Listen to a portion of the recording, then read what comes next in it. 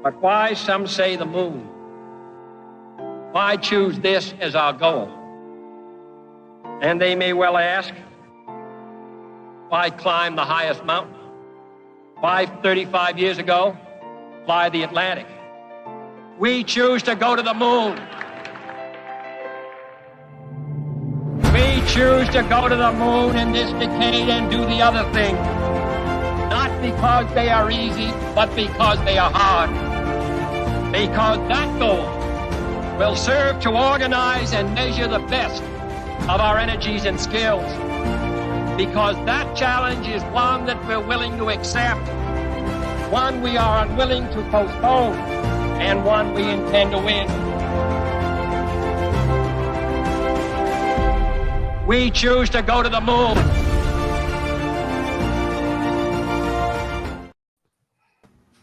Good morning and welcome to episode 128 of World Blockchain Roundtable. Today we're going to be talking about how to use blockchain to fight against censorship. Before we get into that, let's say hello to our host, our panel, our intellectual people. That's what IP stands for. If you didn't know that, intellectual people. We've got Joe Dragon joining us today. Hello. We've got Sean joining us as well. And we've got Lisa joining us. How's everybody doing? Well, I am great.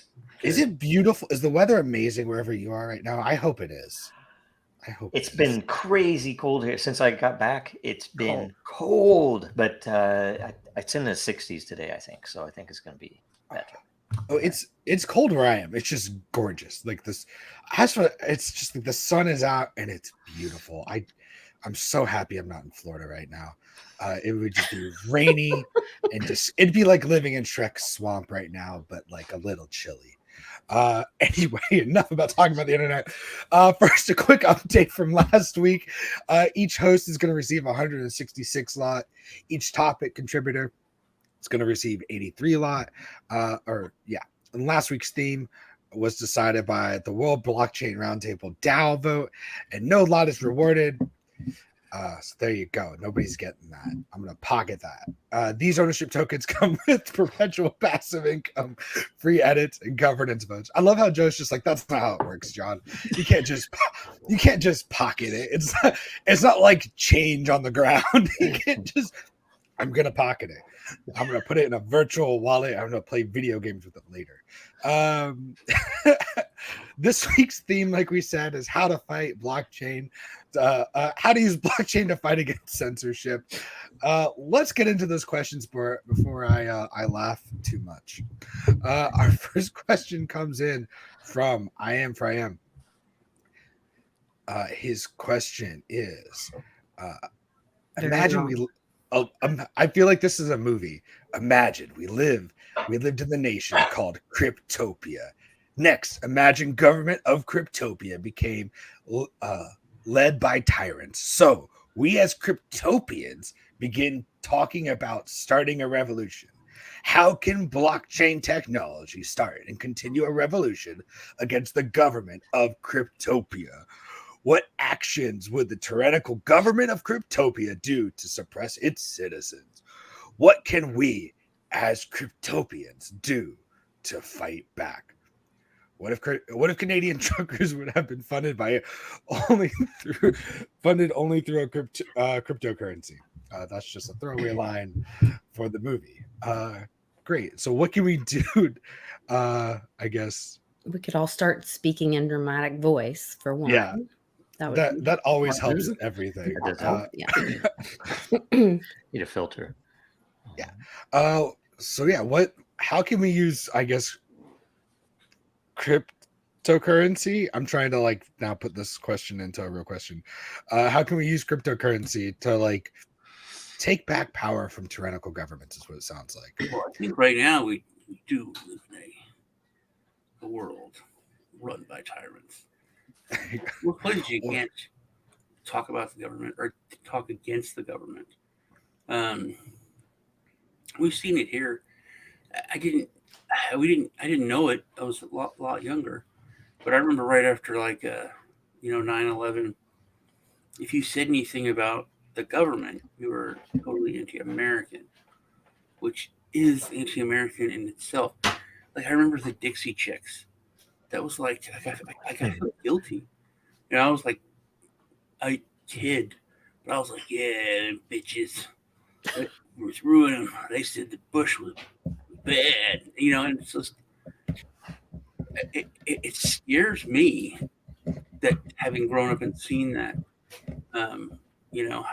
how easily everyone is galvanized to, and we still, the Patriot Act's it's just really temporary for like what 4 presidents, 5 presidents now that we've had the Patriot Act. It's it, it it's so basic, yet we fall for it all the time. But one of the big pillars is money, and if we had cryptocurrency that if the people control the money, then that's one of the huge pillars that they are able to have in their foundation. And the more the people own those pillars, that their empire will crumble. Great. Joe, what do you think about this? I mean, much the same. I mean, it's so really kind of funny because other than the fact it's a different name, and other than the fact that the entire world that we live in already fits this description, except that there is better propaganda than this description might hint that we live in the land of the free. This is the Western world, and we live in democracies. So obviously we don't have these issues with our state, with our governments, right? I think the biggest issue that this lays out is that we've I'll say humans as a species, we built a lot of great things, but it is so frustrating that people can be so stupid and maybe ignorant, or maybe it's just Brainwashed. how do I say? Well, it's almost it's the whole bread and circus thing. It is so easily used against humans that people have had this technology in its core, in its basis for over 10 years, right? And 10 years is a small time, but it's also a long time if you think about it. And it's it's been 13, 14 years, right? And yet for all that could have been done, very little has in tools for these purposes. That Bitcoin was there and originally set out for people who were primarily focused on liberty, and seeing that the dollar and other Western currencies are directly opposed to the purpose of liberty for any or all of us. And yet, it's actually a form of slavery, the way that the Western world has set up currency. So Bitcoin comes along. It's right there in front of you. And not only did we not use it, we didn't even improve it to the point that it could be used. In fact, and I would say that most of the people who were involved in some of the work that crippled it years ago, they were likely agents of either the states or the banks or whatever. And you go further even to the other tech, the fact that you had 2017, 2018, the first time in human history that anyone in the entire world could directly take part in building a system and basically owning a part of that system in a very unique and valuable way, more important than the way that traditional securities are involved. This is a piece of this is a token that doesn't represent ownership, and I get a yearly report and all the rest of this crap. I can actually use this to do something. That's the first time that it ever happened in human history. And what we do? We let it be killed. Now I still think it'll come back, right? But the problem is that people were so, and it's probably a form of bread and circus. people became entertained by the numbers involved. Oh my God, Bitcoin went up. Oh my God, it's going to be 100,000. Look at my laser eyes on Twitter. I'm so cool. Total bullshit. And what does that do for anybody in Palestine right now, or in the third world right now, or in the first world right now? Nothing. It's pointless. It's a waste of time. I'd say generally 90% of what we've seen in crypto so far has been total bunk, total BS, total waste, nothing but fluff. And yet the technology is still there. It's still there to be built. It's just, the disadvantage is that now our enemy, those that would want to enslave us, know about it, right? And so they're taking part as well. Yeah, I think most of the projects that have done well in the past few years have either done well with their help, or they're set out the same way. We can fleece these people further, right? So anyway, it's all very negative, yet the tech is there, and it's just like a wake-up call, guys. This stuff is really happening, and wouldn't it be nice if we had tools there, for several, all of us on the program here have been in my opinion, on the right side, trying to get stuff built and or building stuff, right? Greg included, Sean, Lisa. I mean, it's just like, that's what most of us talk about because it's important to us. It's just frustrating that the wider world in our industry is so oblivious to that, and they in fact attack us half the time for it over the years. So screw them. It'll all be good, and we'll get better people involved, and whatever. But there's a lot of depressing stuff to think about with that. But at the same time, the tech's still there, and things can still be built. So. Oh, I appreciate you including me on the building stuff, and I know my efforts definitely are in the way of freedom and sovereignty and all of that. But I was guilty of the number go up thing too until I got educated, and a lot of it was from this show and listening to you guys talk about the tech and how the number go up thing was actually a dangerous thing, and then understanding how with my freedom movement team and people that I learned about the true history of America and the world and all of that, and how we have been enslaved through fiat, and the elites and all that happened, and that cryptocurrency is a technology and a tool that we can use to put our energy out of that corrupt system, and that the number go up was a distraction. I was distracted too. So there is a learning curve and education. Yeah. They talk about that adoption curve or whatever. And, I'm sure a lot of you guys that are long in the tooth in this crypto thing and the freedom thing and lots of other things, are frustrated that the rest of the world's not catching up. But I think they're getting there, I agree. It's just a really painful process. Yeah. A good analogy that came to mind is, imagine if you are Benjamin Franklin, and you've been printing stuff, pro liberty, anti-crown stuff, right? And imagine how ridiculous it would have been if these books, I was like, there are only 400 copies of this book. I'm going to get in on that one because it's gone up 300%, and number go up on these books, right? And if that became the focus, and then people started printing comic books instead of books, trying to promote things that people should be doing, that's what we've had happen. It's like we've essentially been following numbers on comic books for years now, and people still don't get it. So anyway. Yeah. No, I get it. I'm with you. Or it's more like someone who collects comic books and has, like millions of dollars in comic books, but has never read a comic book. Who's this? It's more like that. They like nothing about the actual. That's a good book. point. They don't actually. Comic books have some actual utility. It's true. Yeah. That is true. Yeah. Right. That is true.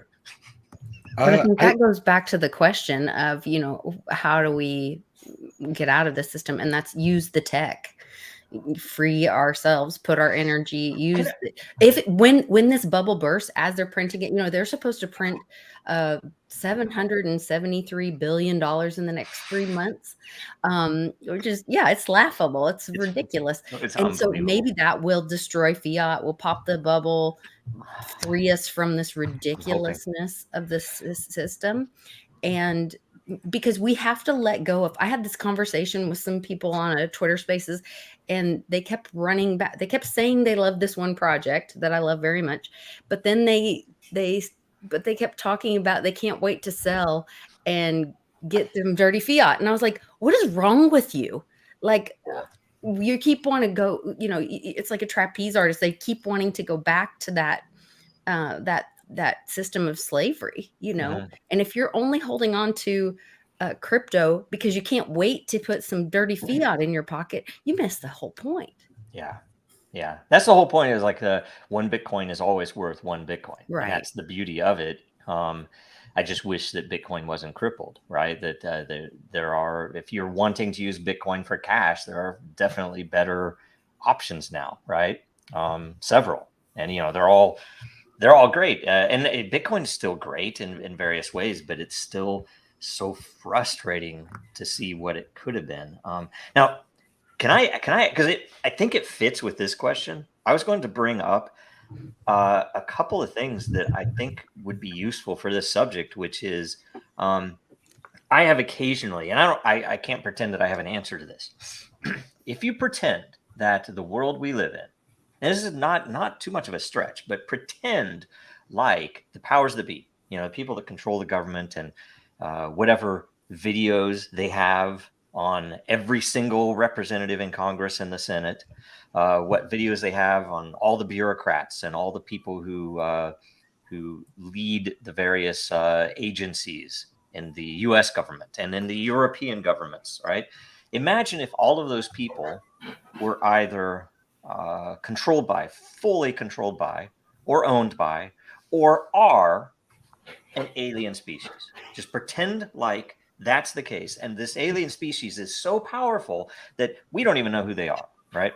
It's a very good place to start from. It's like, how would you solve that issue? How would you break your bondage if that were the case? That's kind of where we are, because they have such deep control. They can fully listen to every conversation you have in your house, because your TVs are connected and because your phone is connected. When you're on a walk, they can listen to anything they want. And in fact, they don't even have to have somebody sitting there with headphones in a white van. They just record it.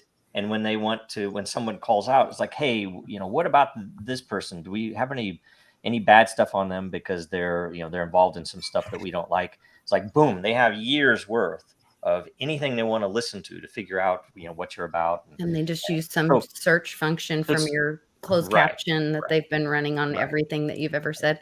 Right. So that's where we're at. Simpsons episode of something similar to that? I think that's already in existence. Right. So my thing, and everybody knows that's why, in fact, if you send something encrypted, in time, that encryption will be broke.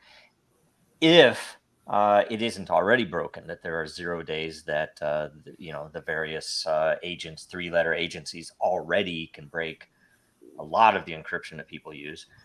So you think about that. If that's where we're at, what are the tools that are needed, right? And it's not just, hey, here's a decentralized network so that nobody can, the subject of today's show, nobody can censor. I mean, because that's a great thing. But I think that we need tools that incentivize people to pull into those platforms instead of using Facebook or Twitter. That we need stuff that it will actively push the right things instead of just passively, because most normal people aren't going to use some decentralized network because they don't expect to be censored, right?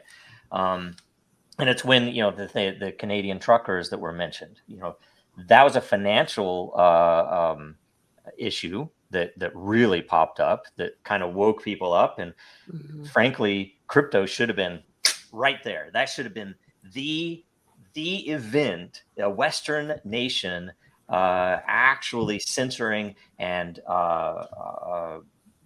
destroying people's lives by blocking their money and locking up their accounts and stuff. That should have been the event for crypto, but it wasn't. And it's one of those things that I don't know, that we need to get in that mindset where, okay, what can we build that can be used and can't be stopped, and will get people to use it, and it not because of a number go up thing, just because it's easy, it works. I have other protections. I don't have to worry about Facebook selling my my info. I don't have to worry about all these other things. This is a a positive to the world. But generally we're not getting that. Generally, it's if you try to build those things, it is hard now because they will come after you, and they'll come after you in ways that you don't expect, right?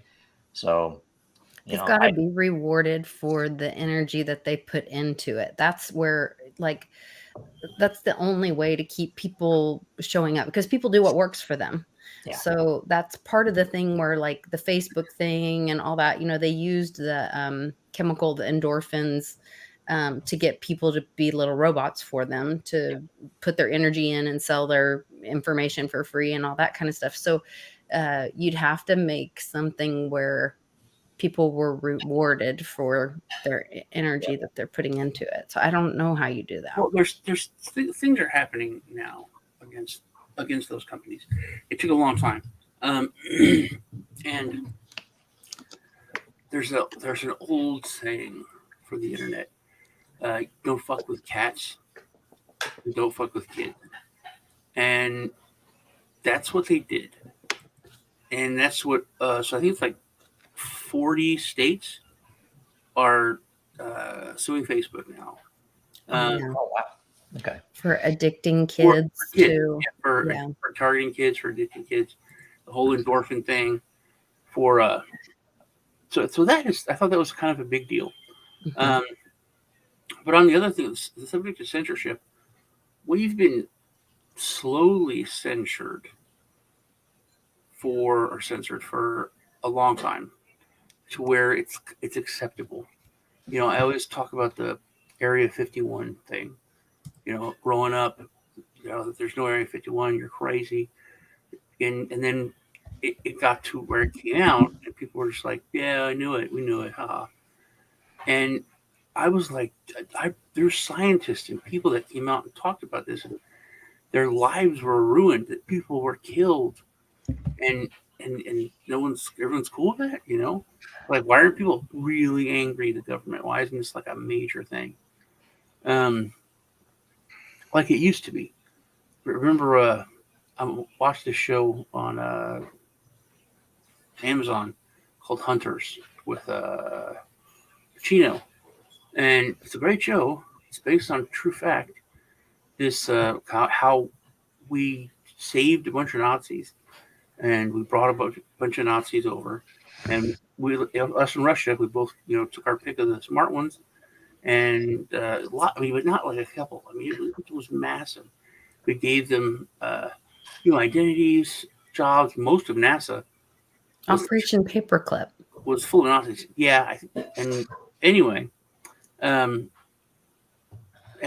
there were people who recognized them, and there was a small group of people came together with some rich benefactors, and they started going after them, and they exposed it. And like, when you talk about it to like my kids, they're like, yeah, of course, like, it's acceptable. Like, yeah, there were the scientists and the smart people, of course, we took us. I remember that was not thought of. The fact that, because we used to be, the United States anyway, and it's weird when other countries, because other countries do still talk about us that way, that we were so much better, and the arrogance that we would used to talk with was totally founded. Though we were holier than thou, we were this brand new country that started for like all the right reasons and totally for liberty and freedom, and slowly to see that change and how drastic it is now. And I think when we're at the point we're at now, you can look at there actually is thought crime in parts of Europe. There actually is, just saying something offensive will get you arrested. It's insane. And you look at the United States, there's not much difference now than most Western countries. So I think we don't really. It's not like it could get bad. We've gotten to the point where how do you start talking to people about a revolution when that's against the law? It didn't used to be against the law. I remember you used to be able to say, "I hate what you're saying, but I support your right to say it." Now it's just, "I hate what you're saying. Shut up." You can't say, "Oh man, I hate the government. We should destroy the government." In the past 3 years, there's been so many bills where some senators will come and say, "Hey, this would make reading part of the Declaration of Independence illegal." This is saying that you can't say, and I'll never forget Shoemaker and the one guy, Chip Roy or whatever from Texas. He's like, "What are you saying? What do you need AR-15 for? What do you need this for?" And, he basically said what it's for. Well, it's for against tyrannical governments and blah, blah, blah. That's what the Second Amendment. He goes, What? Are you saying you should use weapons of war against American soldiers, our boys? And he was like, yeah. And it was like the elephant in the room. Finally, someone said something. It's like, yeah, that's what the Second Amendment's for. It's to stop us from creating a tyrannical government and having the people be able to defend themselves against it and to kick us out. And I remember 10 years ago, people used to talk about the part where it actually said it was our duty to remove any kind of tyrannical government. It's all of their duty. Every one of them that's taken that oath, it's already their duty. But nobody talks that that's in there. Like, they're all oath breakers, by the way. It's worthwhile calling them oath breakers. It's not. No, it's not, because they fixed that. They fixed that a long time ago. Like, police have qualified immunity. Me and Lisa looked into this because I explained to her what qualified immunity is. Police and EMTs and first responders, they can't be sued unless they break the law, unless a cop breaks the law, unless the EMT is negligent or something like that. Once they do that, you can sue them. They have qualified immunity. They have to qualify. But federal agents and all of the senators and all of those people in government, they have, what's it called, Lisa? I think it's called sovereign immunity. They have sovereign immunity, so that literally they don't have to do or that needs to be keep their oath.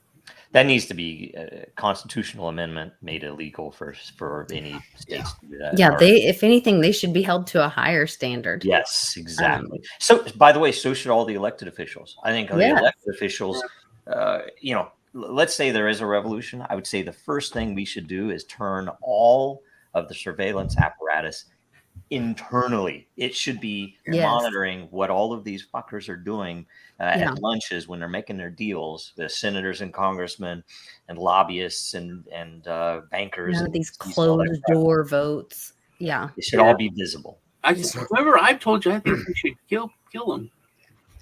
I think we should kill people for corruption. I think we should kill people that should be like, when I say pedophilia, rape, political corruption, all of those should be just as jarring. I mean, we political corruption.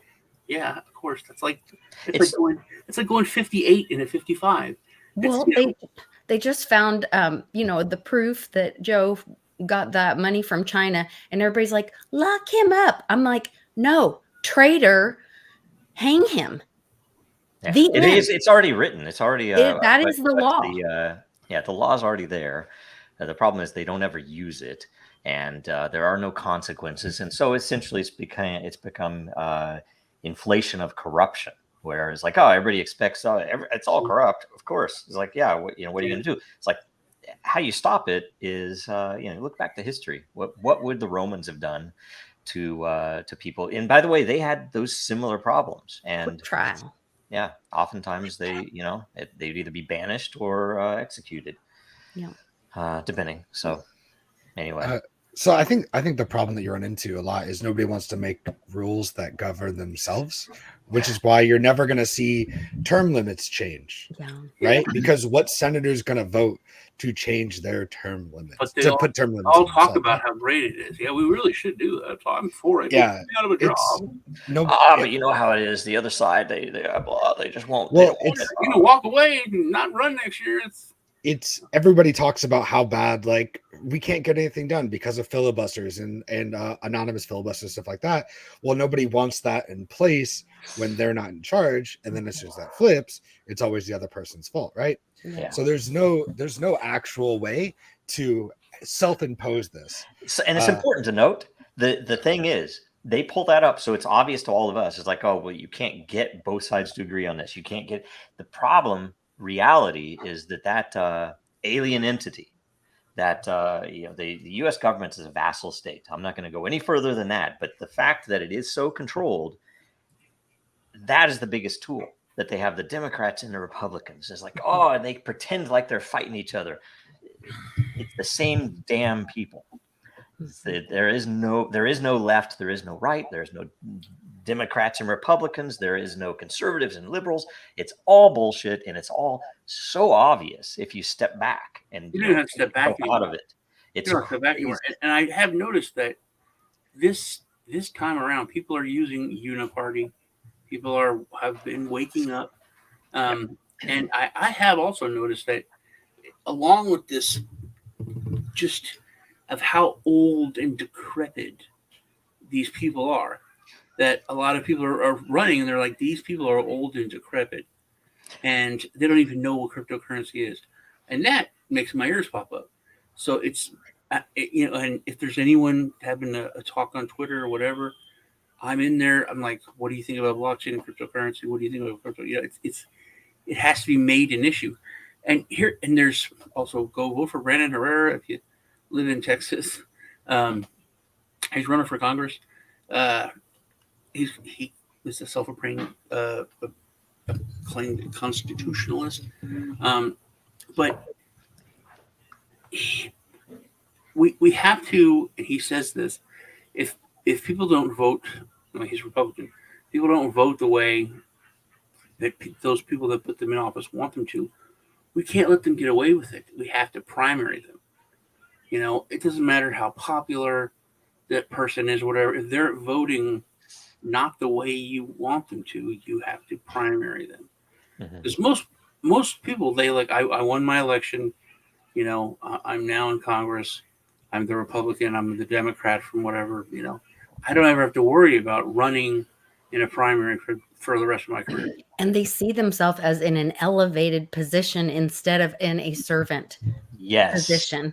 That's what's broken. It's so upside down. I saw a video just the other day of this guy, and he was like shoving past this guy in his community who's asking him a question about something, and he's like, why didn't you, exactly what you were talking about, Sean, why didn't you vote for what we asked you to? The people in your community want this, blah blah. And the guy like shoves him out of the way and is like, peasant.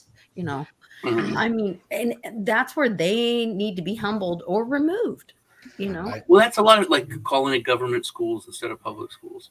I sent it to Beatles. Call them servants, like public servants. Yeah, when he's like, these officials, like, stop right there, dude. Yeah. That's where they're not your public officials. You call them servants. Yes, that's so smart. The assumption should be that they should be ashamed to drive into their neighborhood in the evening after work, that all the neighbors should be looking down on them, and especially the bureaucrats. But I even think the elected officials the same way, that it's all BS. It's all fake system. It's like drug dealers.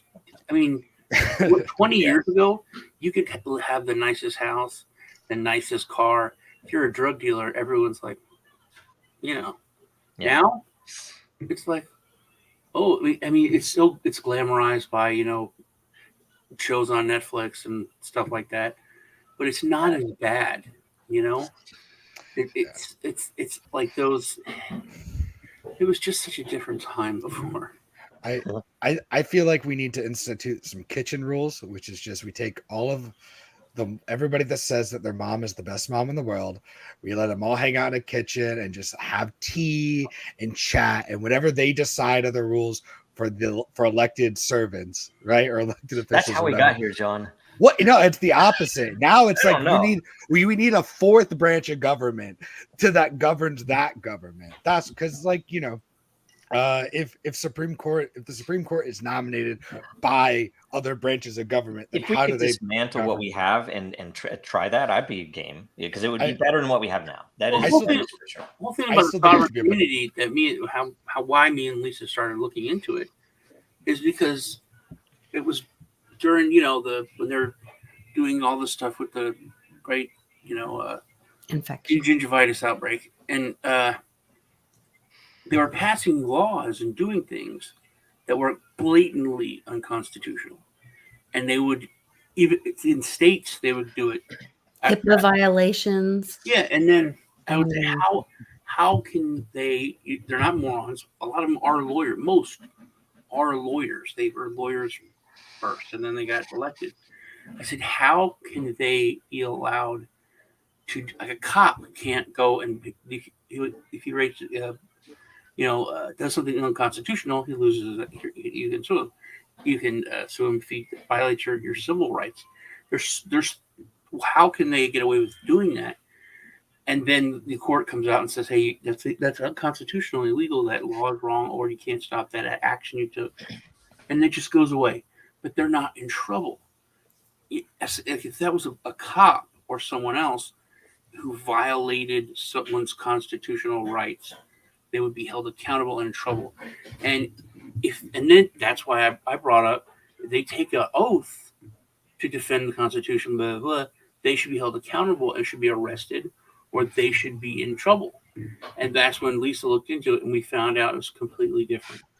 The sovereign immunity that they have. Well, like that guy that got in trouble for pulling the fire alarm or whatever, and they ended up not arresting him.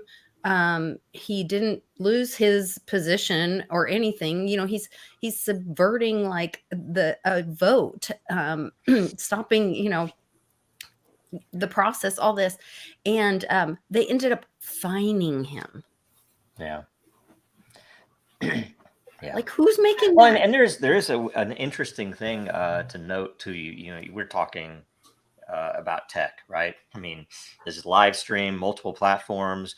The subjects are blockchains, you know, very advanced tech. And you look back, and anyone's who's had to deal with lawyers, like me, and like you guys, you know, having looked into how these things actually work, realizes that a lot of the stuff that people assume about the law and about the adherence to the Constitution, blah blah blah, is all BS. That I've learned so much in the recent few years about how most of the law is very arbitrary, not only at a judge level but even at a jury level, and even the process itself is radically arbitrary. These rules that is like, oh, it's just the way it is. And the fact that is so slow. In the past, it might not have mattered as much, in my opinion, because communications were slow, that people just moving forward with businesses and personal affairs. It was a very slow world, right? Now everything is radically fast, yet the legal process that, by the way, our entire society is centered around all these legalisms that, especially in the West, is so damn slow and arbitrary and random. You don't know what you're going to come up with, and by the time it's decided, it's way too late. If anything has happened, I mean, it's pretty bad because there's a huge mismatch, and frankly, what the opportunities there for both the law itself and for attorneys to have introduced some of these concepts, the tech is already there to speed that up and to make it less arbitrary, to make it more fair, to make it more transparent, no damn way you're going to get any of that in this world. It's like, no. Why? Because they can't control it. They don't want transparent. They don't want fair. They want it to be arbitrary. Why? Because they can pay that damn manipulate judge. it. When it matters, they can pay the judge to get what they want. That's why it's there. What's really frustrating is that it's your fault. It's my fault. Even though I was a kid when this all started, it was our parents' fault. We've been lazy, so lazy in this country. I mean, we used to, and this is one of the things that it's a government school. My grandparents were 2 years old when it started. We had a problem in the United States. We were, what people think are as bad today, it wasn't.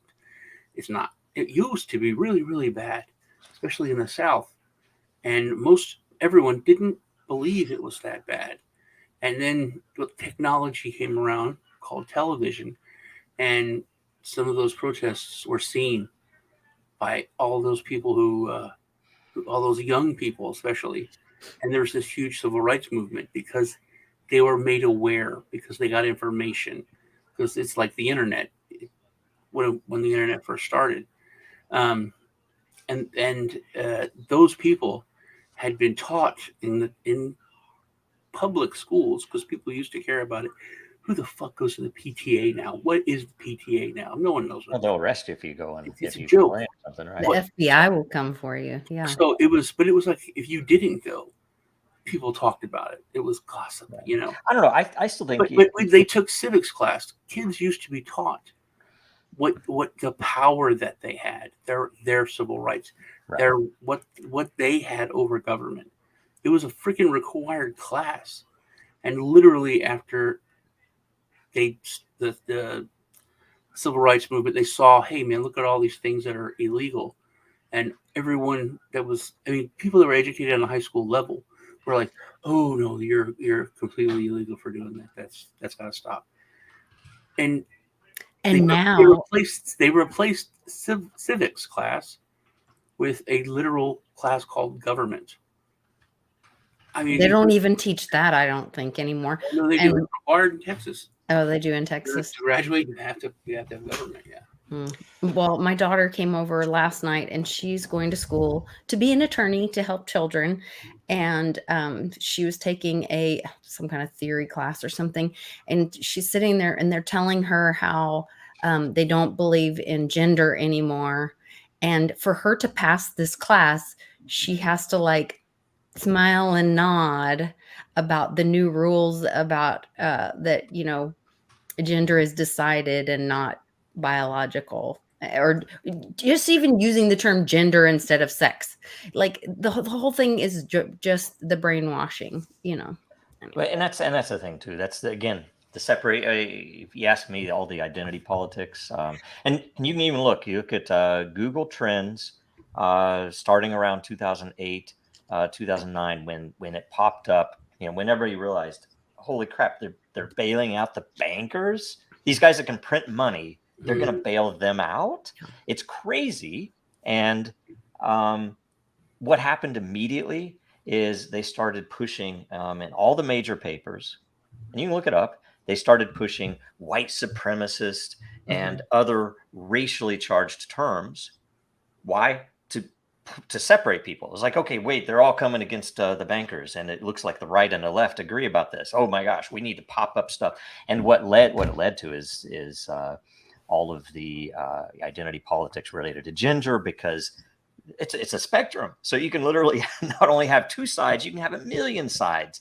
They're all different, and some of them hate each other, and they definitely hate anyway, I won't go into all of it. But Sean brought this up when they were doing the Roe versus Wade thing, that's actually a trigger, or historically a sign that the community's coming together, and they usually bring up that issue to divide people. Oh yeah.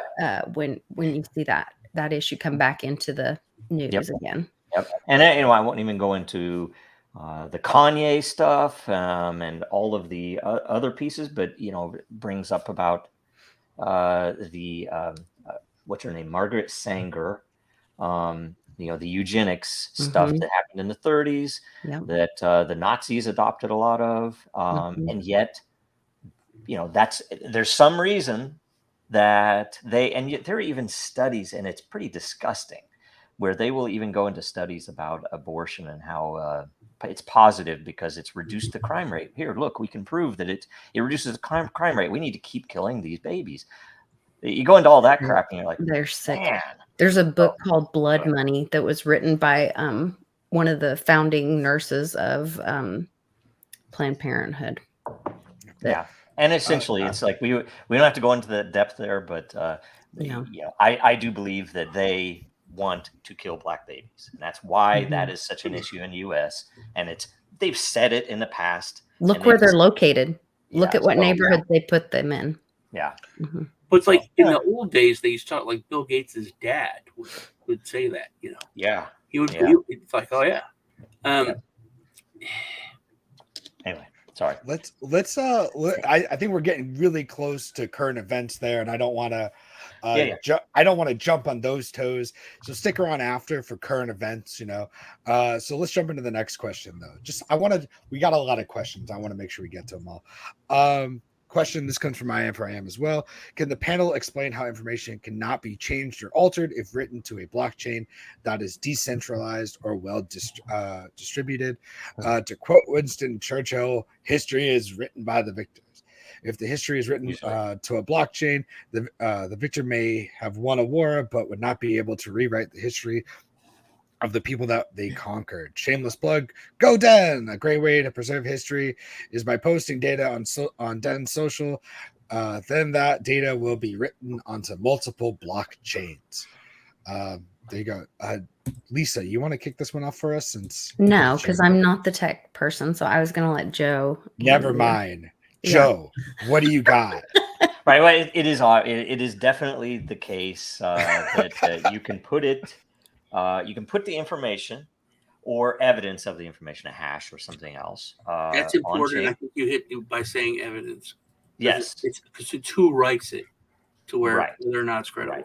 And in the end, there are several things. And I remember early days, I have fewer people try to attack this concept now. But in the early days, people was like, but it's, crap data in, crap data out. And it was like, yes, I mean, I could write something untrue onto chain right now and then bring it up. Look, all it proves is that I wrote this on chain at that time, right? And it's not modified from what I said at that time. So there are definite things that you have to think about. But the reason you need a scalable blockchain, the reason that Dragon Chain exists, is because the evidence can become overwhelming if you are programmatically or how do I say this, very consistently writing mundane data on chain, things that it's like, why did I write that on chain? Who cares, right? One of those, let's say 0.001% of all of that stuff that you wrote on chain becomes important, and the consistency with which you were writing it means that one random event that mattered because this person was involved or this event happened later is meaningful because you can point to all of this evidence to say, the flip side of what you were talking about, the government listening to everything. Right. And literally you can go in and say, hey, anything on this guy, you're able to go through with keywords or whatever. It's the actual flip side of it. Yeah, and it's you can also apply bounties. There are very interesting angles on applying bounties to data, and then there are also very interesting angles with like what we do in Den, where it's a prediction market on every single piece of content. That's important because you get a decentralized evaluation of the, and it depends upon what the system's doing. In the case of Den, it's trying to say, okay, here, this is the politics community, the politics layer. Is this reply fitting, or is it, they're talking about memes or something that has nothing to do with politics, right? So essentially you get evaluation, but there is a measure applied. And so, the fact that it is extremely scalable, it means we can put everything on. And I've said that a lot in the past, that if you have a chain that isn't scalable, the tendency, as an example, Ethereum. Let's say you're going to build an operational system on Ethereum, and let's say you have a newspaper, right? It becomes expensive to post individual articles and updates or changes or any other thing that might matter to be transparent to Ethereum directly, because the fees go up and down, and so on, and you can't put all that data on there. That if you have a scalable system, you can put everything. If you don't have a scalable system, the tendency will be to put the answer on and not all of the supporting data. So it's more likely to fall prey to someone lying, because they can say, oh, here's all this information that I didn't put on chain, but here's the result. And it's much less meaningful than if all the information were on chain, obviously, right? Everybody should want all the info on chain. But we've I think the whole cryptocurrency world has fallen victim to people who mostly for number go up. This is my project, and Reddit, when they put stuff on chain, it should be on Ethereum because I have Ethereum. And yet, they fall way short of what they should be building, right? So anyway, there's a lot of that. So it's totally doable. And it's interesting too, because say I've made a proposal in the recent past to say the U.S. military college, right? They analyze events, they analyze battles, as for future. How can we, if this situation comes up, how can we win? That's their whole point, right? They should have that stuff on chain. That all those details should be on chain, because 50 years from now, an historian can come back and actually see what happened in a battle, right? That's what's needed if we want to be, transparent country, right? I mean, that's what we should be doing with our military. It's like, look, it's not going to be out immediately because of security concerns, but after the war's over, all that shit gets released. That's what should happen. Good and bad, it's all out there. Everybody can analyze it. Yeah, I don't understand how, because it's like the government creates nothing. It doesn't, everything that it gets for is paid by people. So how can they keep stuff from people? Like that was, 100 years ago, it was that was so basic. And now, like, if you we won't, the police aren't going to release the cam footage for 6 months. It's like, no, it's not theirs. It's like, literally, that's my town. We paid for it here. It's, I can tell you who paid for it. It's not like, on the federal level or even the state level. No, our town, like me and Fred, we paid for the cameras. It's our footage. We want to see the footage. Yeah, it's odd that the way we've allowed things and the way we've allowed ourselves to be censored. I keep saying that, but that's it.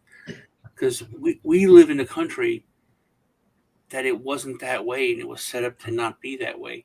And the only way it became that way is that we allowed it to become that way. Can I say something about that? I'll ask what you guys think. I've had this conversation with Dave before, right?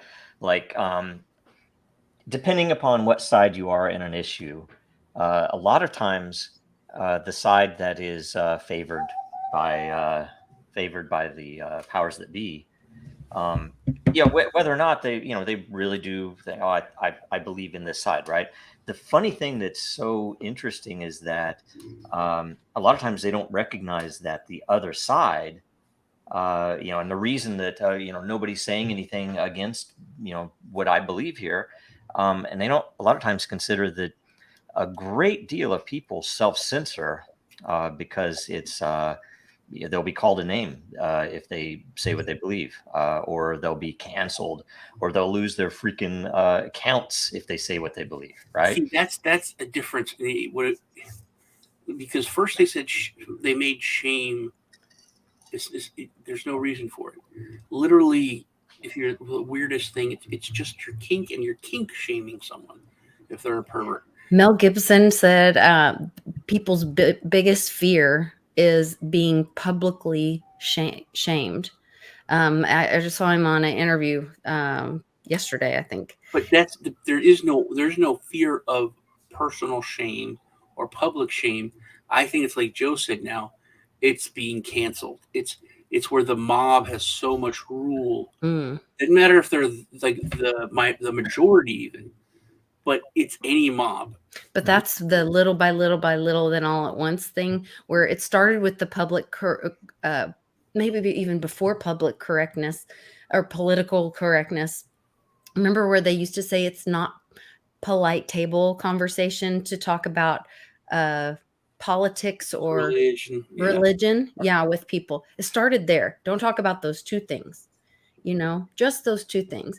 And then it became this, you have to be politically correct.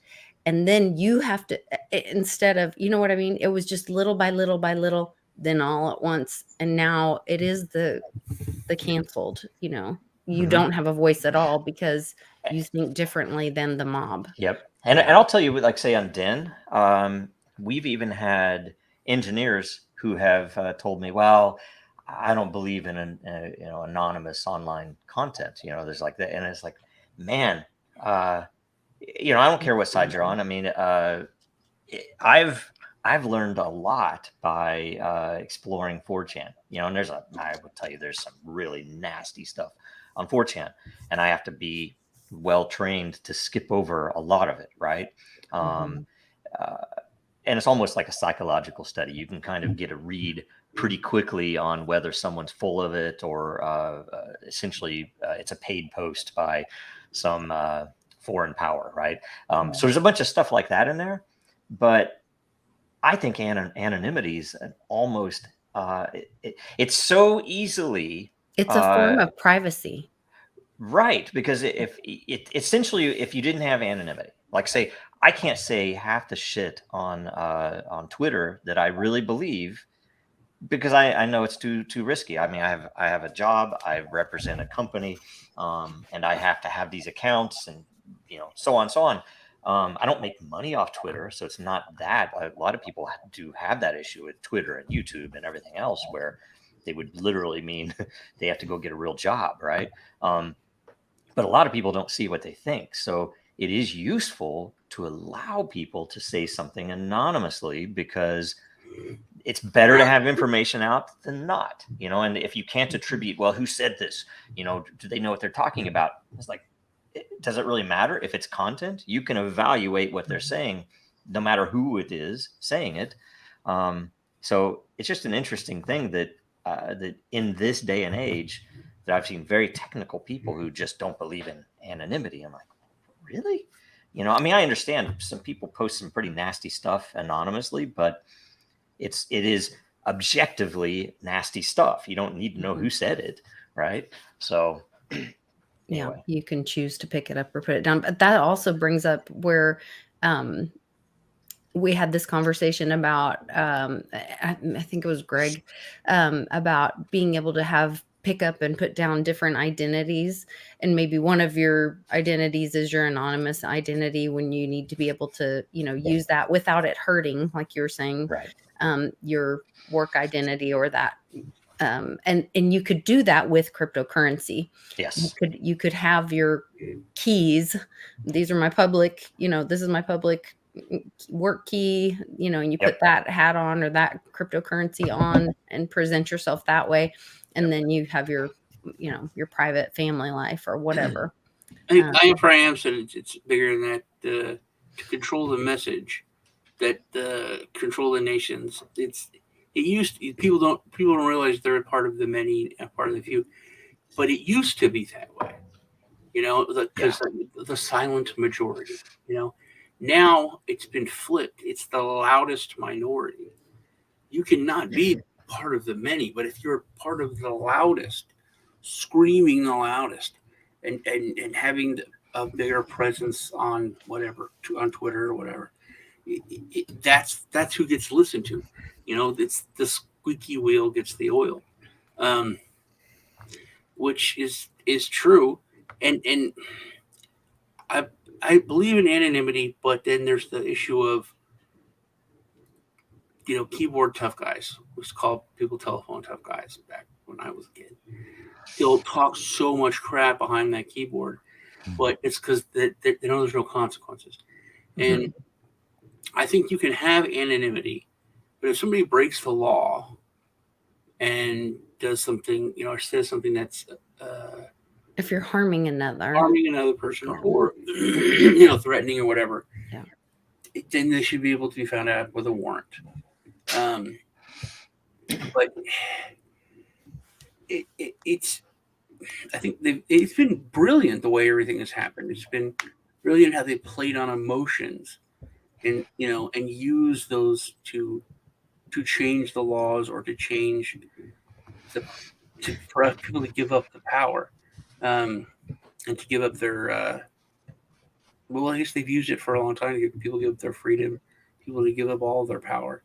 Then they're not using it, and it's was it Benjamin or who said that someone gives up their freedom for security, they for safety. They deserve neither. Yeah. Yep. All right. Well, we're gonna keep talking more after this show about current events. So stick around for us talking about that. But we are at the hour mark, so we got to get out of here. It's the rules that are placed on me by the powers that be. So this show is censoring itself. Yeah, that's there right. You go.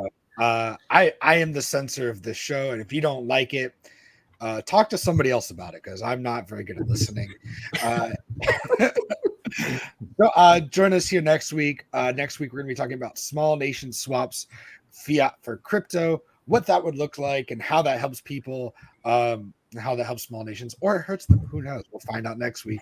I wish I had put a question in this week, but I have trouble getting into my Den account because John, I would really wanted to hear his opinion on it. On how to get into your Den account? No, on my question that I wanted to ask about censorship. Well, he'll be here next week and we can re-ask him questions about censorship. Hopefully he's feeling better next week. Don't forget to go in there and leave us a question or a topic or something for us to talk about, or just go and say hi. Could be fun. Don't forget to share this episode. I feel like I would ask you people if anybody has something they want to share, but I feel like we've all kind of said what we wanted to share. So is there anything you want to say or share before we get out of here? I'll say, go to Den. I mean, we've, I think we've been doing a lot of what we've said here, where everything is on chain, including the voting history and all that. And there are obviously needed improvements here and there, but the main point of it. I mean, we even have several layers that provide the only place on the entire internet that some content still exists that has been censored, and it's on chain to boot, right? It's literally on chain to prove this is what that document was at that time. And anyway, go check and out. Backed up by multiple chains, right? Bitcoin and Ethereum, if you for those of you with the in those tribes, right? So anyway, that's the biggest thing. Cool. Yeah. Does anybody want to plug anything else? Oh yeah, you guys want to plug your shows? I had a show on tonight, which is the Crypto Rednecks. My friend Lee is launching a number go up. He's been working on a indicator for like a couple of years. He said it's just about ready. And I think we're gonna have Greg on to. It's so hard trying to find interesting or worthwhile projects that are going. I think to have the number go up to do anything. There's just so much bad crap, and there's a lot of it. That's what's really frustrating. I'll look at like 20 projects, and 20 of them are crap. It's so hopefully Greg will help us find some worthwhile stuff. There you go. Sounds great. Go to Den and join the Mighty Lair and post something there, and we'll be poking in there on happy hour, and I'll give you a lot if you comment. There you go. All right. Stick around for current events, and we'll be right back after this little video of whatever Amanda decides to play for us. Yes. The very word secrecy is repugnant in a free and open society. And we are as a people, inherently and historically opposed to secret societies, to secret oaths, and secret proceedings. For we are opposed around the world by a monolithic and ruthless conspiracy that relies on covert means for expanding its sphere of influence, on infiltration instead of invasion, on subversion instead of elections, on intimidation instead of free choice, on guerrillas by night instead of armies by day. Its preparations are concealed, not published. Its mistakes are buried, not headlined. Its dissenters are silenced, not praised. No expenditure is questioned, no rumor is printed, no secret is revealed.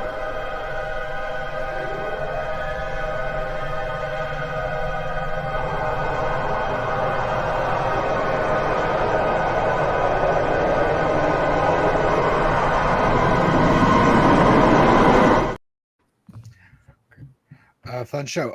What time is your show again tonight, Sean? I am Probably pretty late. I think we're supposed to do it earlier, but oh no, it's still early. I forgot. I woke up to do the show. I think it should be in about 3 hours. So okay, it's 3 hours from now. We got a friend. He's in Finland, so it's hard to do. What's cool though is that we got rid of daylight savings time. The rest of the world didn't, so now we're an hour closer. I love it. What was I going to say? Oh yeah, I feel like after our conversation, if you haven't seen The Boys, we should all go watch it. The Boys on Amazon. The Boys. Okay. You only watch that if you are okay with some hardcore violence and gore, though. It's not as bad as so much stuff out there. Subject matter. So I think the premise Boys. The Boys. The premise is something I think you'd find very interesting. Okay. It's basically superheroes are real. Yeah. And it's all the propaganda that would go into a privately owned superhero group in New York City. But the superheroes are instead of it's actors, like they make Marvel movies because they can do the special effects. So they have agents. It's all about press. It's all about image. IP. Yeah. Celebrities. Yeah. It's your intellectual property. Yeah. It is all about those impressive powers, the IP. And it's really, really fun. I don't want to give too much away. But also a lot of people blow up. Sure, why not? Literally, I feel like it's not spoiler alert. The first few minutes, someone blows up, and it's. So I'm told, are all of it? Maybe it's maybe it's supposed to be not known, but are the superheroes evil? I'll put it this way. I'll put it this way without giving it too much away. The superheroes are evil in the same way of politicians. I'll put it that way. So it's not are they closer to celebrities though than politicians? Yes, they're close. They're dicks. Celebrities. They eat babies. And say no more. Gwyneth Paltrow. Laser eyes. So here's the real question then: is there any plot device where the superheroes are controlled by? That's season 3, and it's quite interesting. That is okay. I'd imagine so. Maybe that's like all the celebrities are that. It's the celebrities are that right? Well, I'll put it this way: there's blackmail and stuff like that. So it's not. I haven't started season 3 yet. We're about to. But what kind of blackmail? Oh, they cheated on their wife, or they did something with a little kid. No, how realistic is it? None of that matters. See, that's with the superheroes. None of that matters. But because you can't do anything to them in the end, they're all America. In the end, they can say, "Well, we're going to do it." Well, you committed a war crime. Yeah, what are you going to do? I mean, we're sorry, but what are you going to do? So that's how. That's what I think. Until kind of a weird. All of a sudden, something happens to where the superheroes can be killed. Yeah, the whole thing. Anything about it. That's where the blackmail comes in because now they have a kryptonite, basically. Whereas before, their kryptonite. What is America's kryptonite? When we, the people, find out that we've been the warmongers of. Yeah, remember I got really the pissed world? off like a couple years or so ago, and I was like, "You killed all those black kids in Yemen, and you killed all those kids, and I killed them because we're letting the government do it." And that's it. We had to wait. People have to wake up and take responsibility. Yeah, I think That's when you get angry. kick in the gut. Well, you can look at war crimes, and You can't the be funniest angry thing at is everybody else, because then you can put the blame on everyone else.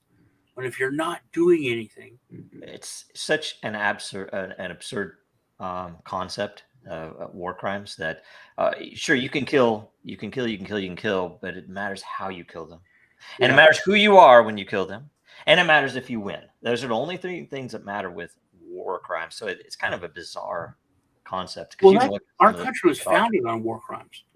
Yeah, and like them bombing them, but then bringing in water and blankets or whatever. Like before, it was basically people were just peasants in on a chessboard, and then Washington was like, "Hey, let's kill the officers." And it was like, "You can't kill the officers." That was like the Red Cross. They're like the aristocrats, the rich families. You can't kill the officers. And Washington's like, that's who's making the strategy. That's who's telling the people to fight. That's who's no, just shoot the officers.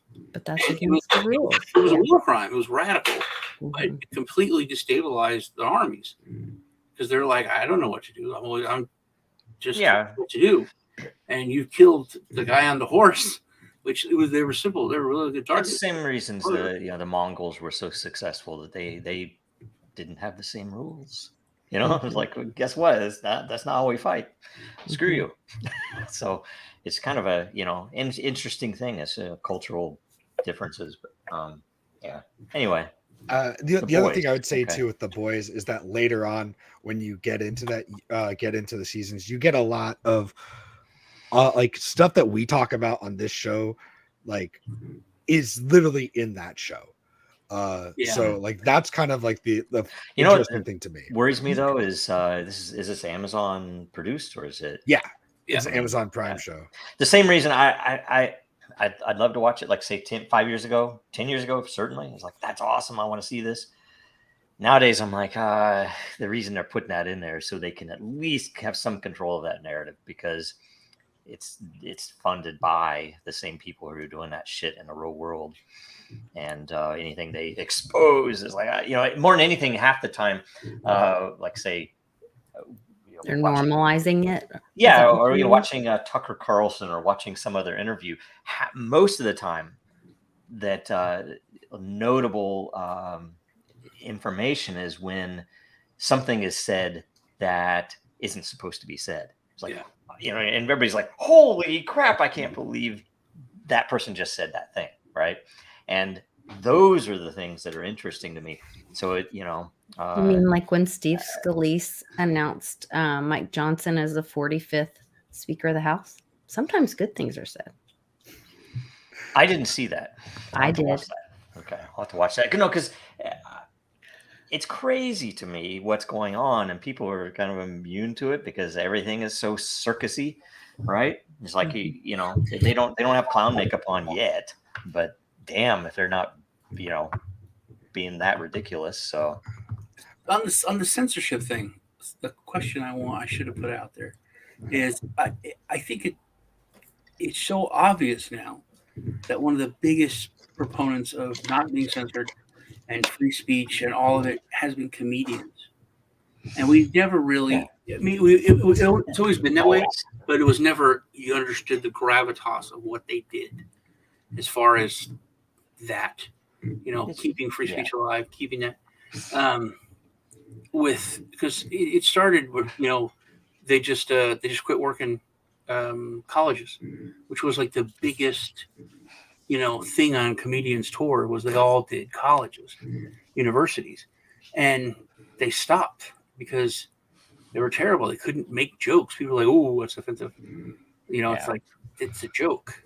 And now, literally the biggest champions of free speech, and hardcore, like political, it's us versus them, revolutionary is Joe Rogan, Richard Brand. I mean, it's literal comedians that their job was like telling fart jokes or whatever 15 years ago. And now they're like the biggest champions of free speech and transparency that there is. That's always been kind of like a thing with comedians. I think you mean Russell Brand, not Richard Brand. You're thinking of Ricky Gervais and Russell Brand. Yeah, I got you. Unless you mean the guy who runs Virgin Airlines or something, which I don't know if he's a comedian or not. I feel like that's always been a thing for them because, like with comedians, like the biggest part of your job is going up and trying stuff and see if it works or not, because nothing a comedian says, like everything a comedian says, most of it's not true, and or it's like some version of reality. So like judging comedians based on what they say in their stand-up routine, it's an act. Like, you know, they may believe some version of that, but it may not be true. So like it's hard to do your job and to try out stuff that's not going to work the first 100 times you try it in a setting where you get persecuted if it doesn't work the first time. It's really hard, and it's impossible. So I don't envy that whatsoever, and hence why I don't do stand-up. But I gotta head out, but you guys have fun talking current events. And okay. Did you have a question or something, Joe? No. Yeah, no, it's good. Thanks. Okay, awesome. I'll see y'all next week. Bye. I wanted to bring up something related to what you just said too, Sean. That, and I've said this in the past, and we talked about this in the past. I should have already said this during the main part of the show, but one of the big things that's super useful.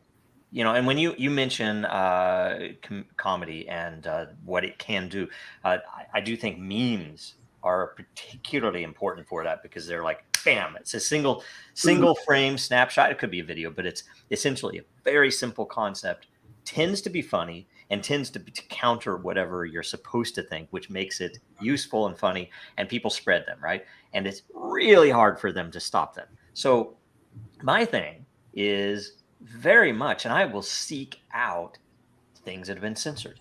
I was, if you look back in 2016, I was against Trump forever until Reddit was censoring the Donald subreddit, and I was like, okay, I need to go look, right?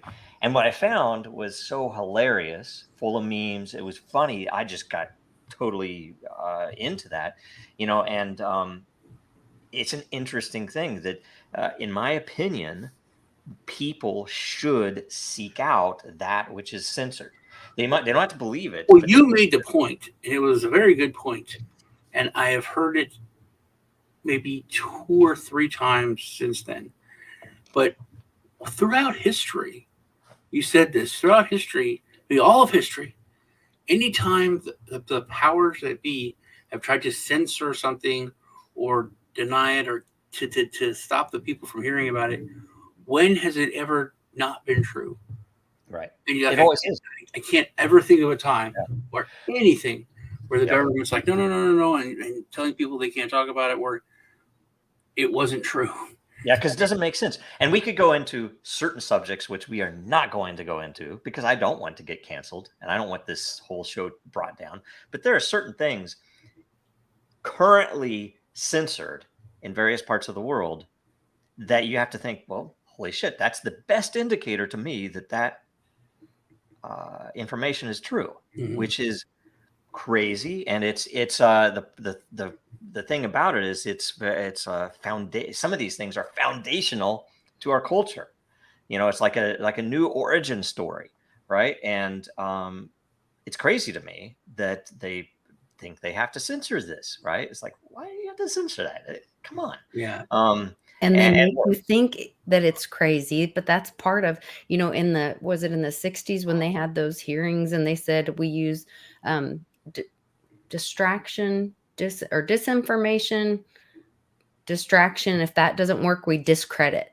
And that's part of the 3-letter agency's strategy. So you look like a kook. If they can't distract and give disinformation enough, then you're the kook. Yeah.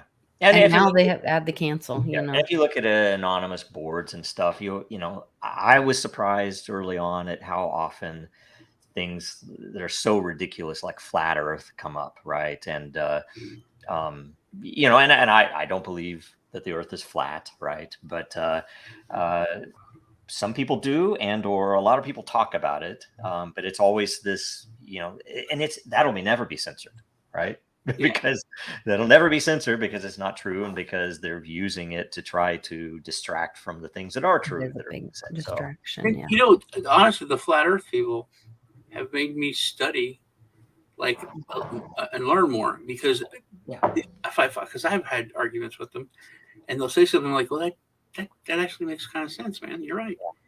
And like if an airplane takes off from this side of the world, and Earth is spinning this way, then the Earth is moving under the airplane, so it should meet, and an airplane comes off here, it should get here quicker. I'm like, yeah, that makes, because so much of it's just based on logic, common sense, and then you have to look, and it's like, oh, physics, and this and that. Okay, but just saying that, it's like, yeah, that makes sense. The world's going this way, the plane's going this way. This is going to get there faster than one that's going along that way. You know, and other things. But then you hit me with, there's not one picture of the Earth anywhere. There's no picture of the Earth. I'm like, that's not true. There's pictures, like, all of those are artist rendering. And I'm like, well, you get into the space stuff. Have you? How many? And I'm like, I save them because I'm like, I'm interested. It's like, well, why is this bubble flying up on this spacewalk? And we're like, come on, is it actually underwater? Is this green screened? I don't know. They're very, and if you look at and you know, like I say, I'm not a believer in this stuff, so it's an interesting thing to me where I do look at it at least, and I'm like, I'm going to save that so I can think about it. But there's one where they showed a Navy launch, right? So there was a launch prior to the Apollo program. I can't remember what year it was, but they launched something into either orbit or it went into outer space, right? And the video that they published from it is, to modernize, obviously fake, right? So they had a reason to post this video thing back then, and they're like, why would they do that with these, you know, these weird stars, and you can tell that it's a model. Looks like even the 3 different spaceship or looking things, that there's no way they could have even, like, some of the earliest trips to the moon or whatever, like, this looking ship blasted off from the Earth, and then this weird looking thing landed there, and then when it came back, it looked like something totally different. And it's like, none of that makes sense at all. Well, and there's some of it where, when you look into it, like, people talked about the lost technology, which, you know, historically that can happen. But it's worth asking, right? Where, you know, how did they do this on such a small computer? Whereas now we can't even get our freaking desktop with 10,000 times more power to keep running, right? And you know, some of the answer is, you would never, if you're at all a reasonable person, never use Windows, for example, to do anything that would be sensitive to your own life, right?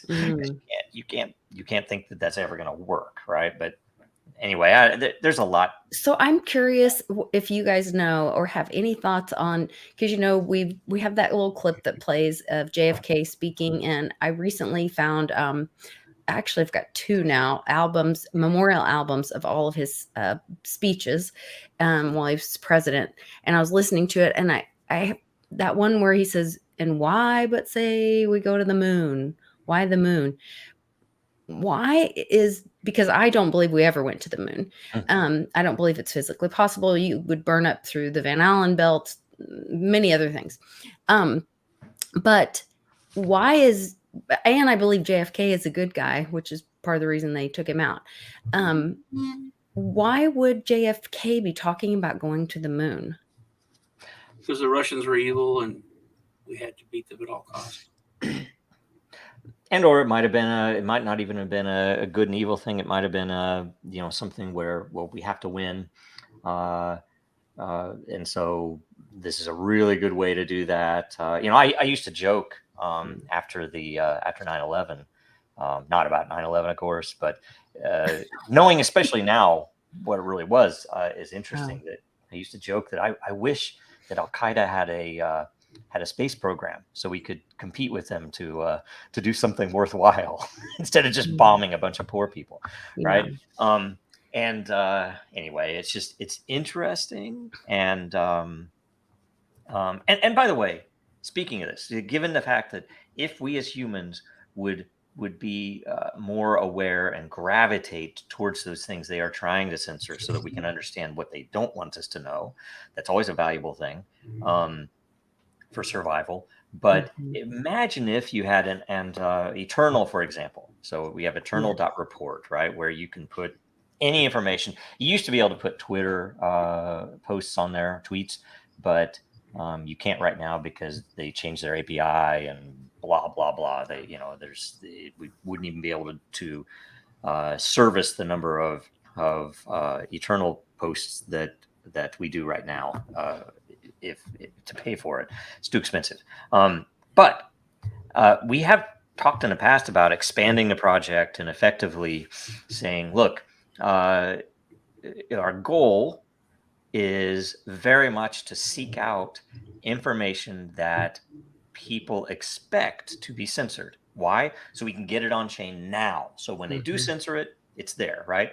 And there are a bunch of really cool ideas for that we've not had the resources to put together. Like, say, the fact that if you're the first person to get a tweet on there attributed, I'm the one who put this tweet on Eternal, that you could make it into an NFT, right? So on and so on. And things like that could use some of the same mechanics that cause hype, but directed towards preventing censorship would be useful.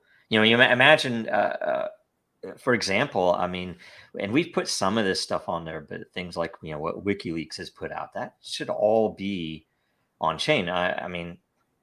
It would blow your mind if you realize, in our legal world, and I've been involved in cases as an expert witness, for example, but they should be putting information on chain so that you can prove the chain of custody. You can prove that this is as it was delivered, right? As it was created. But none of the systems do that. So it's all just someone's word against someone else. Yeah, it's ridiculous. So anyway. Well, and that's where, in our justice system right now has just so much corruption in it. And we're seeing that play out in current events.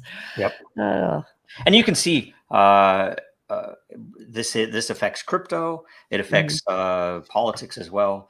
That anytime we say officials, bureaucrats, anytime bureaucrats use out of band systems to communicate, it's an absolute indicator that they are doing something bad, that there is corruption involved, because they are essentially using a personal email or their own email server to avoid exposure now or in the future. And typically it's because they've done something extremely wrong. The Hillary's email server was because, and we now know this, although few people say this out explicitly, that among other things, she was selling U.S. state secrets, including who the American spies were in China. And guess what? They all got killed.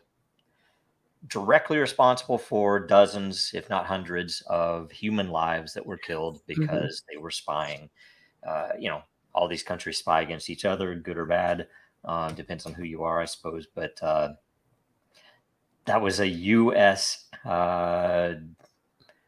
diplomat, Secretary of State at the time, who was selling that information for what? Who knows? We don't know what she got out of it. She got a lot of hammered phones and stuff, I'm sure. But well, she wiped it with a cloth. With a cloth. Yeah. That's a less. That's. Oh man, yeah. I don't even know. There's just.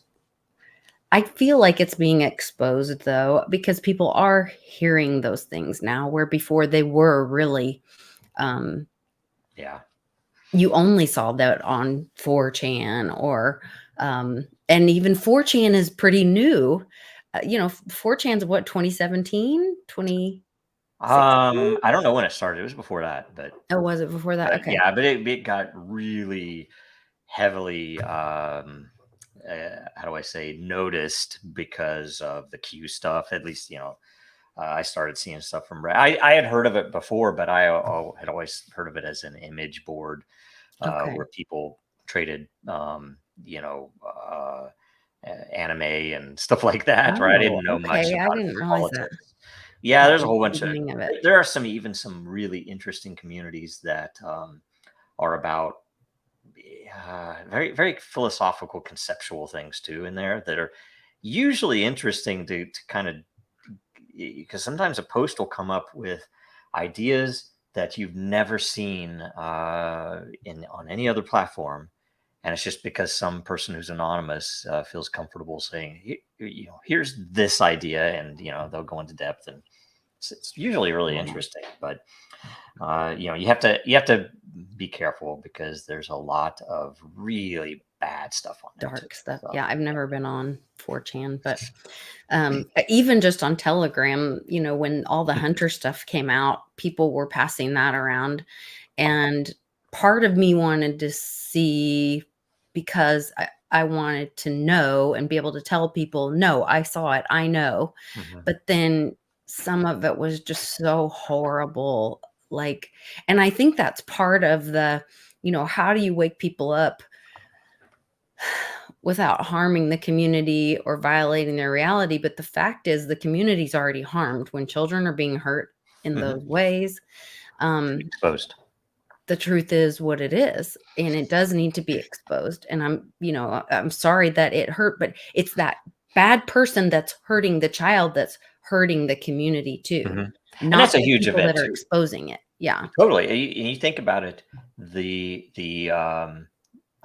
injustice that happened after that, where it was so hot, they had to censor it, right? So you had Twitter Yeah. censoring direct messages with links to point to a New York Post article.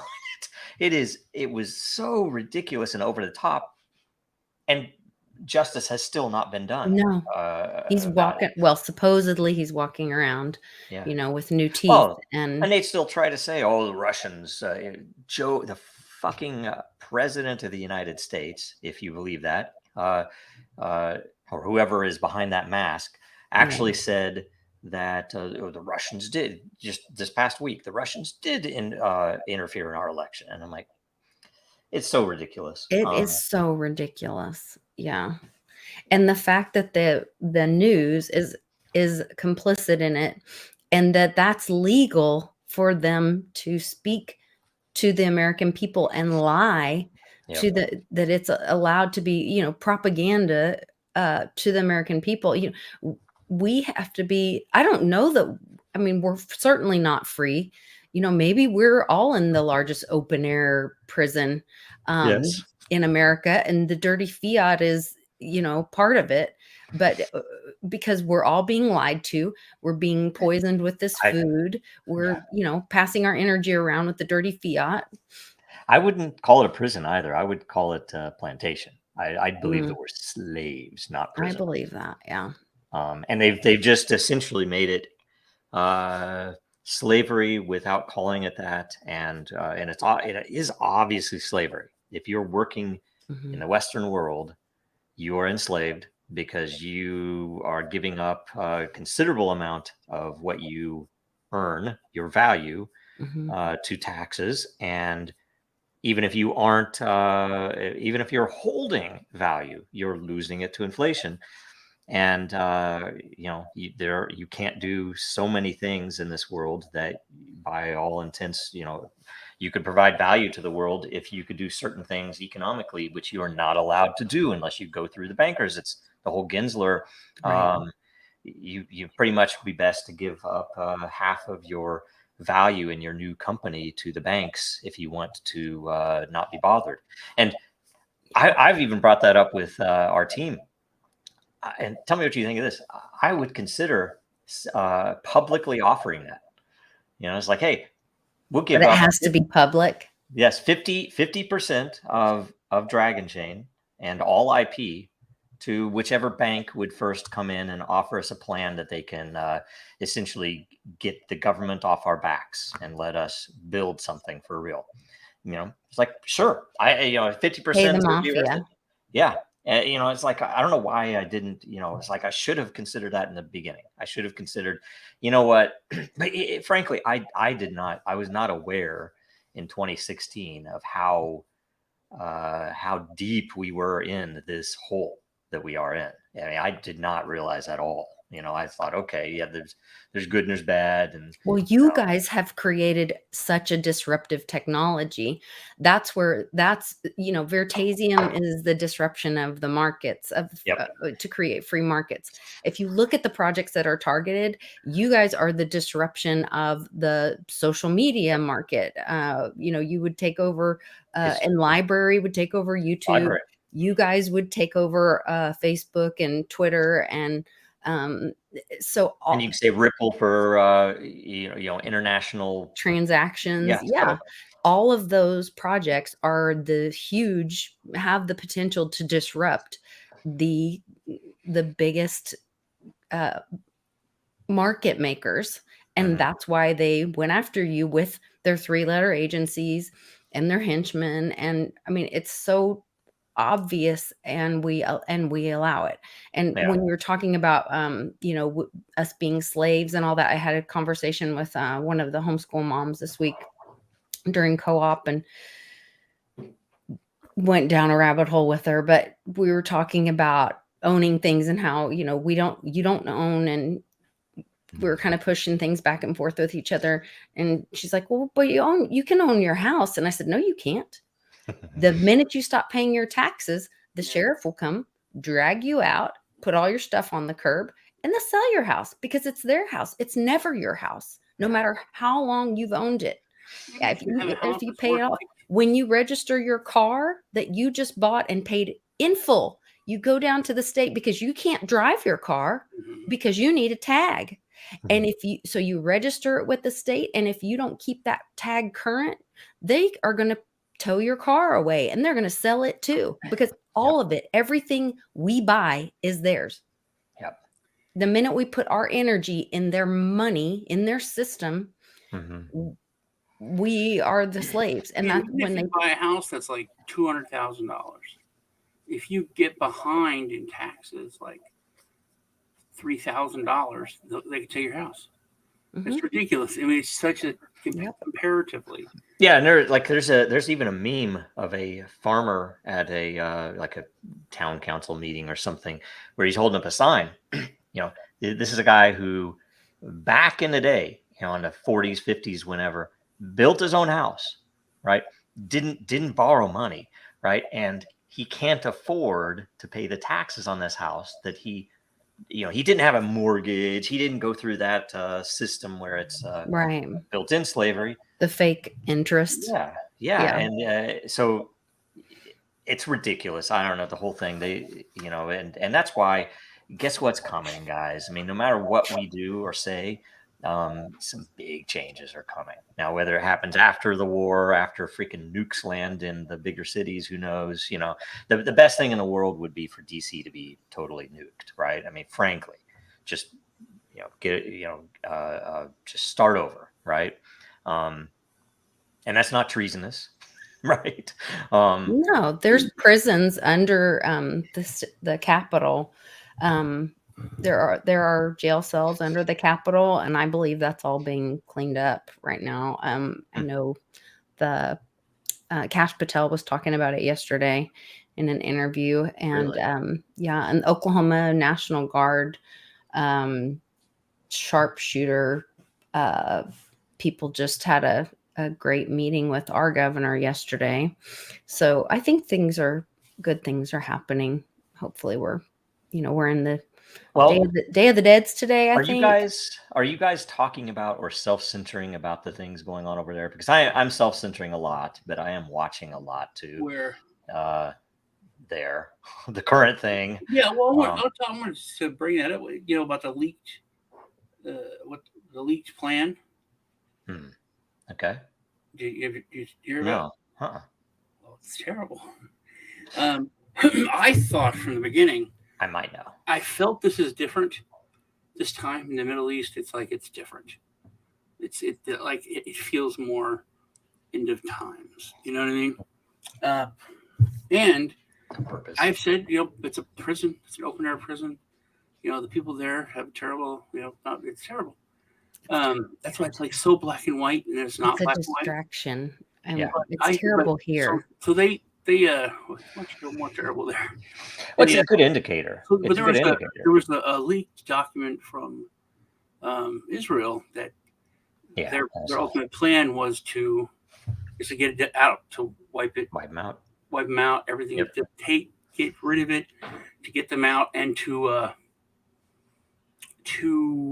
but it literally did spell out to force like the United States to take the bulk to embarrass them, to take the bulk of the refugees. And I thought it was interesting that literally the Muslim countries around Israel were all like, no, you can't come. No, we don't want any of them. No, we don't want them. We don't want them. Not them. Yeah. Egypt, they do that every time. They've done that in the past too, where they Jordan won't take them or whatever. But it's usually in order to make the West think, well, why won't they take them, right? I mean, I don't know, the whole thing. Just so many cases recent that have blown my mind that it's, they're saying some of the things they are, literally, okay, here's this little area, and I don't know how many people in there. 2 million. 2 million people. And we're going to cut off their water. We're going to cut off their food. We're going to cut off their electricity. And we're going to close it off. You can't leave. And we're going to go after Hamas. Like, well, wait a minute. You're talking 2 million of them are Hamas. Guess what? They're going to be Hamas because that's right. And then they're calling them animals multiple times. Yeah. Totally, which is against the Geneva Convention. And you have officials saying this stuff. I told this to Lisa anytime.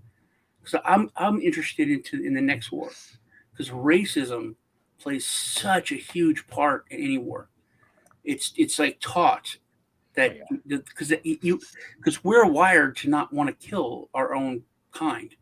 Like a person they don't want to pull the trigger. They don't want to kill someone else. It's inside of us. And throughout history, the only way that they've done atrocities is to say, oh, they're not like you. Oh, yeah. They're different. They're They're savages. They look human, but they don't. And I tell you, that's still going on, because the fact that even you will use the word Nazi, which now modern people will use the word Nazi to say, oh, that guy's a Nazi. Oh, or even if you want to go the other side, or a communist or something else. It's just those labels are used all the time. Oh, you're just a liberal, though. Oh, you're a right winger. You're alt-right. You should be, banned and killed, right? Somebody deserves treatment other than yourself. Yeah. And it's so weird to me, because this recent event has really shaken stuff up. At first, I was like, oh my God, we lost so much, because with Ukraine, everybody finally was on board. It's like, what the hell are we doing, right? Mm-hmm. It was obviously corrupt. You can look at the history of the Ukraine government. You look at banning churches and banning journalists, and a lot of what we gained there was lost because of this built-in thing of our greatest ally. And I can't tell you how many people have unfollowed on Twitter in the past few weeks, because they're posting obvious propaganda. They're posting pretty nasty stuff. And they're not even looking at the bad AI, though. We're like don't have the right hands, or the guy's got 2 arms carrying the 3 kids, Yeah. And they'll make these claims which are so obviously scripted once you've seen enough of this shit. It just kind of blows my mind. And yet at the same time, it exposes the people that are shills. It exposes the ones that are on the payroll, Or more often, I will tell you, if you look at things like with DeSantis, that I think they have stuff on these people. When I say have stuff, I mean it's nasty stuff. They've either been to Epstein's Island or worse, right? So I think they don't get in those positions unless they have something on them. exactly, that's the main point. He's like, it's rare for somebody to get into that position unless They there can be are controlled. Yeah. they wouldn't let them in otherwise. So there's a lot of that going on, and yeah, I'm probably just by liking stuff and following people on X, I'm probably getting close to getting canceled. But by now, I'm like, I don't even give a shit. I'd be fine to just not have social media at all anymore. Mm-hmm. I love social media though. I love like catching up with everybody, seeing what's going on, trying to read through the distraction, like finding the things that are hidden, I guess, or looking at what are they telling me? What are they shouting at me about? Because I know that's not the thing. Something else to bring up that to watch for is accelerationism. I do think, because I'm at least casually adopting this myself, I'm not as worried about, oh my God, they're doing the wrong thing. We're going to, the US is going to, whatever. It's almost as if the more situations we get into, like Ukraine and like what's happening right now, the more Taiwan's next, the faster we will be pushed to actually collapse the system, the Fed and the all of the crap that control what's happening right now. So, I welcome some of it, although it's some of the evil that's happening is horrible. I mean, so many people are getting killed right now. It's ridiculous. Also, I thought it was interesting, and I talked about this on Truth Tuesday with Lisa, that Israel unveiled their iron laser. Did you see that? It's a go with the Iron Dome, but it's a powerful laser that's not big. It fits on the back of a truck, and it shoots out, I think it's 2.2 ounces of TNT, or 22 grams of TNT per second is the equivalent, or like 25 pounds of it per minute. So it's an energy directed weapon that can take down, and they showed it like they shoot at a drone and it just melts the drone, cuts off the wing, whatever.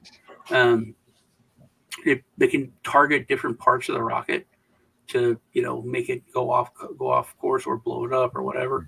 But I thought back to Hawaii fire and how everyone was talking about it's a laser. A lot of people say that, but they didn't say no. That's science fiction.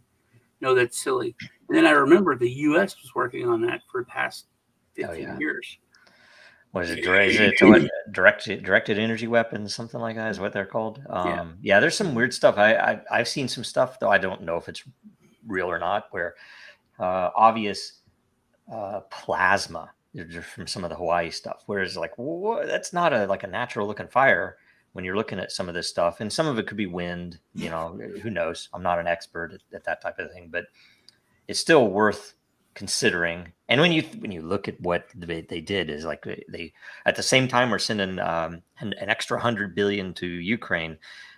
We gave those families $1,000 or $700 each or something. Yeah. Pathetic. That is so disgusting in itself. I if I were Hawaiian, I would say, screw this. We're going to secede. That's been waking a lot of people up. Yeah. Remember when Trump wanted to build the wall? It was like $9 billion. I'm like, oh, that's chump change. That's chump change, literally. Yeah. And nothing. And it was this big deal. They couldn't get the funding, and I was like, dude, do people not know what you spend on crap? It's pathetic. And it's disgusting. And now people are, of course, seeing these numbers, which most people I don't think understand what $1 billion is. Yeah. When you call it 1,000 million, that's people are like, what?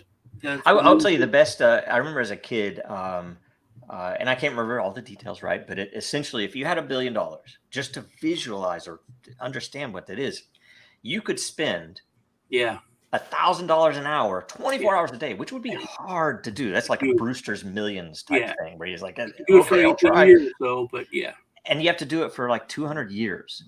No, to expend. It's a long time. It's not just like you Oh, would yeah, you never can't be even able to like- do it. you You'd have didn't to like spend that. more than $1,000 an hour. Yeah. And that's $1 billion. And you know, we're 33 trillion in debt, which is not even the real number. It is it's at 1,000 billions. Yeah, we're already there. We're already bankrupt. All that matters is It's not. what events happen to make this really completely crack, Well, right? that's Well, but people are seeing that, and it's like, oh, you just pull this money out of your butt. Why do I drive through homeless people going Yes. to work? Why are you not? Why does I the wonder. VA person have to wait? Why was Ohio? What was it? New Palestine, Ohio? Is that what it was? It New Palestine? Yeah. I mean, that's memory hold. That was so over the top ridiculous. It's so much, but people are like, that is basic math that doesn't add up. No. You know, it's like when people are starting to ask questions like, hey, what? Yeah. And it's not racist or America first, or it's like America something. Yeah, and it's a corruption and incompetence, because when you the question that is so hilarious is, okay, so they're bankrupt. It's like, wait a minute, they have a money printer. They can't go bankrupt. It's like, no, they're bankrupt, right? It's like to go bankrupt with the printing press is so over the top. It's that's hanging stuff. These people will be lucky if they are not skinned alive when people realize. Not us, when but the it will real take people out there, it will take the bail-in, because that they have to, we the people have to feel the pain, or we will never hold them accountable. Exactly. And so the bail-in will happen. They will lose their pensions. They will lose their deposits in the bank. They do not understand this is coming. Get your money out of 401ks, because they're going to grab that. Out of the bank. Get your money out of the stock market, because it's all going to crash. Get your money into either crypto, where you actually hold the keys, or gold, silver, where you actually have it in your physical possession. Yeah, that's the only way. And by the way, have a lot of power. It's so funny. I would get occasionally DMs on Twitter or even Telegram saying, "Hey, should I invest in Dragon? Should I invest in ETH? Should I, what would you do these days?" And I'm like, dude, if you have a family, get some long-term food stuffs ready. Be ready, because that's the only thing that you really and should be able doing. to defend that food. Yes, because they're coming for that too. So yeah, you do need lead. Lead is important. It's precious metal. Yeah. Yeah. Okay. Gold or lead. We need to cut, because we only have 8 minutes before our whole real hard. So what do you guys think? Anything to talk about before next week, or things to watch? I mean, the banks are going to go down most likely any day now. But I'm always saying that. Sean says I'm always saying that. I'm always end of the month. No, it won't be the end of the month. It's in 2 weeks. Remember, the 5th of November is coming up, right? Well, that's hopeful. I mean, I'd love it to see when.